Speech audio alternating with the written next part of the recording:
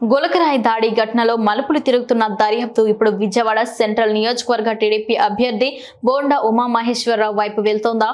కేసులు ఆయనను నిందితుడిగా చేర్చే ప్రయత్నాలు జరుగుతున్నాయా అంటే ప్రస్తుతం జరుగుతున్న పరిణామాలు అందుకు అవునని సమాధానమిస్తున్నాయి. విజయవాడ మొగల్రాజ్పురంలోని బోండా ఉమా ఇంటి వద్ద అజిత్ సింగ్ నగర్ లో పార్టీ కార్యాలయం వద్ద శుక్రవారం రాత్రి హైడ్రామా నడిచింది. ఉన్నట్టుండి ఒక్కసారిగా పోలీసులు పార్టీ కార్యాలయం వద్దకు చేరుకోవడంతో అక్కడ ఉద్రిక్త పరిస్థితులు ఏర్పడ్డాయి. పోలీసులు వచ్చిన సమాచారం తెలుసుకున్న పార్టీ కార్యకర్తలు భారీ సంఖ్యలో కార్యాలయం వద్దకు చేరుకున్నారు.